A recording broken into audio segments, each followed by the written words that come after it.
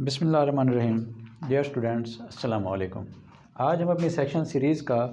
Section 9 of the Muslim family law ordinance 1961 discuss करेंगे। आप में से बहुत कम लोगों को पता होगा कि क्योंकि हम अपनी डेली रूटीन में देखते होते हैं कि जो बीवी होती है अपनी मेंटेनेंस के लिए या अपने बच्चों की मेंटेनेंस के लिए हमेशा फैमिली कोर्ट की तरफ जाते हैं। हमने देखा है सूट वगैरह दायर करते हैं मेंटेनेंस के लिए। तो उसके अलावा भी एक फ़ॉरम है जो कि आज हम डिस्कस करेंगे, जो the Muslim family laws ordinance 1961 के सेक्शन 9 में डिस्कस्ड है। सब सेक्शन 1 को हम रीड करते हैं। If any husband fails to maintain his wife, मतलब मेंटेनेंस अगर नहीं करता, उसमें फ़ेल हो जाता है हिज वाइफ एडिकेटली मतलब कि मुनासिब माकूल तरीके से, अच्छी मिकदार में, माकूल अंदाज में, और where there are more wifes than one, या एक वाइफ है उसको जो है एडिकेटली नहीं मेंटेन कर सकता, या एक से ज़्यादा उसकी बीवियां हैं और उन सब को इक्विटेबली बराबर जैसे इस्लाम में कहा गया है बराबर की सतह पर उन सब को मेंटेन नहीं कर सकता। द वाइफ, अगर एक को मेंटेन नहीं किया तो वो कोई वाइफ, और ऑल और एनी ऑफ देम, या वो सारी या उनमें से जो भी जो एग्रीव्ड हो, जिसे लगे कि मेंटेन नहीं किया जा रहा मुझे बराबर, मे है in addition to seeking any other legal remedy available. तो अब ये जो बताया जा रहा है इसके अलावा भी अगर कानून में कोई रेमेडी है, जैसे फैमिली कोर्ट में जाकर वो मेंटेनेंस के लिए सूट फाइल कर सकती है, तो ये कानून कहता है कि वो अलग से रेमेडी उसकी है, उसकी ये जो है ये एडिशन में है, इसको चाहे अवेल करे चाहे ना करे। Apply to the chairman who shall, अब क्या है वो फॉर्म कौन सा है, चेयरमैन, जो यूनियन काउंसिल का होगा chairman,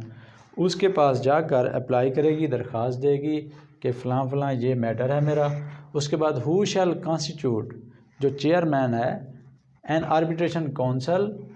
to determine the matter, तो वो आर्बिट्रेशन काउंसिल बनाएगा। जो चेयरमैन है वो उसकी एप्लीकेशन को मौसूल करके आर्बिट्रेशन काउंसिल बना देगा, ताकि जो मामला है उसे अच्छी तरह से जांच पड़ताल और उसे चेक किया जाए कि आया कि वो सच बोल रही है या झूठ बोल रही है। And the arbitration council may issue a certificate specifying the amount which shall be paid as maintenance by the husband. और फिर क्या होगा, उसकी जांच पड़ताल के बाद आर्बिट्रेशन काउंसिल जो है वो अगर वाकई समझती है, ये डिसीजन लेती है कि हाँ वो जो बीवी थी या जो बीवियाँ थी, जो भी मैटर हो, जो भी केस हो, तो वो सच बोल रही हैं और उनको वाकई मेंटेन नहीं किया जा रहा, तो फिर वो एक सर्टिफिकेट इशू कर देंगी। कोर्ट में हम हमेशा सुनते हैं डिक्री, इधर सर्टिफिकेट इशू करेंगे। वो सर्टिफिकेट भी कानूनी तौर पर उसकी एक अहमियत है, वो हम आगे पढ़ते हैं। अच्छा, तो वो सर्टिफिकेट इशू करेंगे जिसमें लिखा होगा अमाउंट, उसमें क्या लिखा होगा, स्पेसिफाइंग द अमाउंट, उसमें अमाउंट लिखी होगी कि पर मंथ इतनी अमाउंट आपने बीवी को देनी है। अच्छा, sub section 1A, if the father, अब यहाँ पर हमने पढ़ा है कि जब बीवी एग्रीव्ड हो, बीवी को मेंटेन ना किया जा रहा हो, या एक से ज़्यादा बीवियाँ हों और वो सारी एग्रीव्ड हो, या उनमें से कोई एक एग्रीव हो जिसको खर्चा नानो नफ़का ना मिल रहा हो, तो वो हस्बैंड के ख़िलाफ़ चेयरमैन के पास जाकर वहाँ पर अपना मैटर बताकर आर्बिट्रेशन काउंसिल में वहाँ से सर्टिफिकेट लेंगी और वो उस पर बाइंडिंग होगा उस हस्बैंड पर, और वो अदा करने का पाबंद होगा। आगे हम पढ़ेंगे, ये बीवी के लिए था, अब आगे है बच्चे के लिए। If the father fails to maintain his child, the mother or grandmother of the child may, in addition to seeking any other legal remedy, apply to the chairman who shall constitute an arbitration council, and the arbitration council may issue a certificate specifying the amount which shall be paid by the father as maintenance of the child। Same वही चीज़ है। अब वहाँ पर application उसने दी थी, अब इधर applicant दो हो सकते हैं, मदर, बच्चे के लिए जा रहे हैं, अब बच्चे की मेंटेनेंस के लिए, बच्चे के खर्चे के लिए जा रहे हैं, या माँ जाएगी या फिर ग्रैंड मदर। जो बच्चे की मदर है या ग्रैंड मदर है वो जा सकती हैं चेयरमैन के पास। बाकी सेम प्रोसेस है, चेयरमैन के पास जाएंगी, एप्लीकेशन देंगी, चेयरमैन आर्बिट्रेशन काउंसिल बना देगा, फिर मामले को देखा जाएगा, फिर अगर सच है तो वो सर्टिफिकेट इशू कर देगा जिसमें वो अमाउंट लिखी होगी कि आपने इतना इतना मेंटेन करना है, पर मंथ इतना मेंटेनेंस की मद में पैसे देने हैं। इसके बाद सब सेक्शन 2 है, अ हस्बैंड और वाइफ में in the prescribe manner with in the prescribe period and on payment of prescribed fee prefer an application for revision of the certificate to the collector concerned and his decision shall be final and shall not be called in question in any court। ये ज़रा interesting और मज़े की बात है कि अब ये भी बता दिया गया है कि अगर उसका फ़ैसला आ गया, जैसे हम कोर्ट में देखते हैं कि हम रिवीजन में या अपील में जाते हैं, तो इधर भी वो वाला प्रोसेस है। अब ऐसा नहीं है कि वो जो चेयरमैन का डिसीजन था, आर्बिट्रेशन काउंसिल का जो डिसीजन था वो फुल एंड फाइनल हो, उसके आगे ऊपर भी अथॉरिटीज़ हैं, और ऊपर वाली अथॉरिटी कौन है, उसके पास कैसे जाएंगे, वो सब सेक्शन 2 में बताया जा रहा है। वो कहता है कि प्रेस्क्राइब्ड मैनर में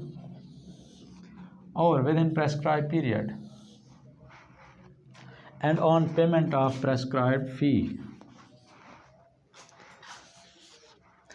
prefer N application for revision. अब इसकी क्या है, रिवीजन है। रिवीजन किसके पास है, कलेक्टर के पास है। अब हो गया ऐसे, फ़ैसला कर लिया आर्बिट्रेशन काउंसिल ने, सर्टिफिकेट इशू कर दी। सर्टिफिकेट इशू करने के बाद एप्लीकेशन की सूरत में रिवीजन की एप्लीकेशन बनाएगा जो हस्बैंड है या चाहे वाइफ है। मतलब अगर उसने हस्बैंड जो था उसको ज़्यादा खर्चे की मद में ज़्यादा वो कर दिया है, या फिर खर्चा नहीं बनता था, वो मेंटेन कर रहा था, आर्बिट्रेशन काउंसिल ने गलत फ़ैसला किया, हस्बैंड को लगता है कि गलत है तो हस्बैंड जाएगा। और अगर उसने जो है आर्बिट्रेशन काउंसिल ने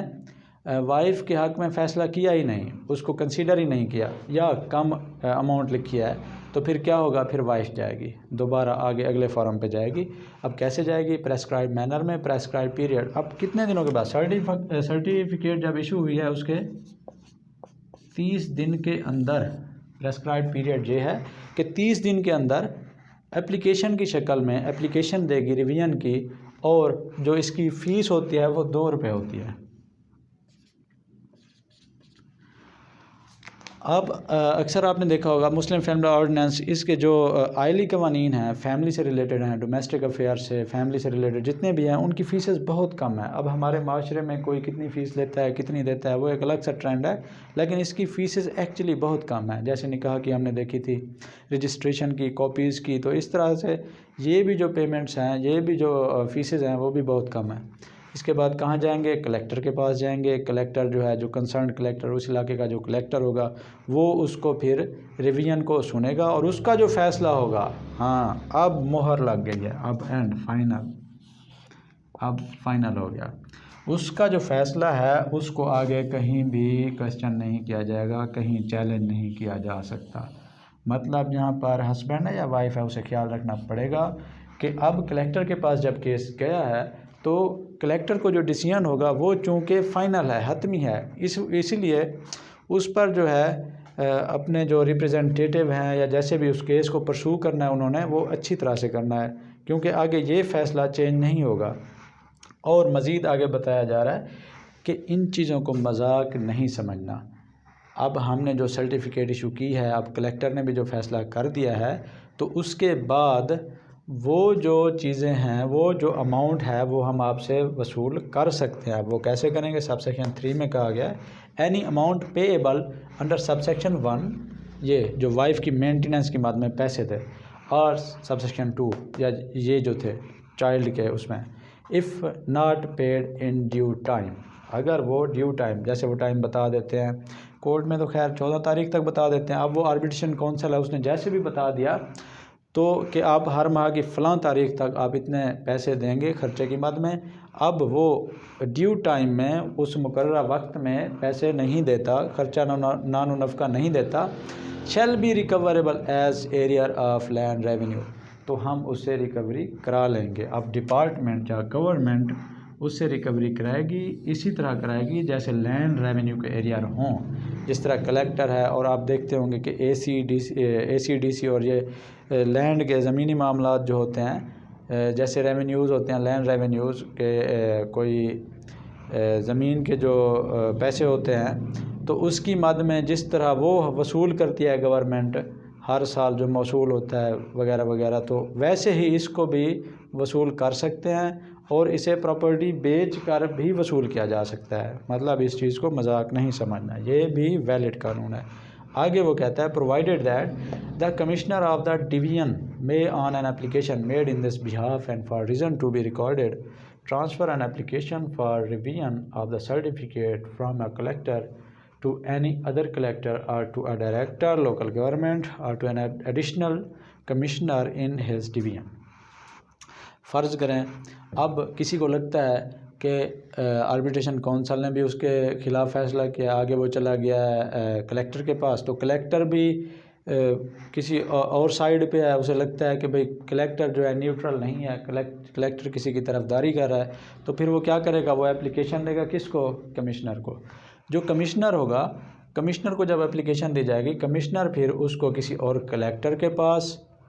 ट्रांसफ़र कर दे, उसकी मर्ज़ी, किसी और डायरेक्टर जो लोकल गवर्नमेंट में डायरेक्टर होते हैं उसके पास कर दे, या फिर अपने किसी एडिशनल कमिश्नर के पास कर दे, उसको ट्रांसफ़र के आप इसको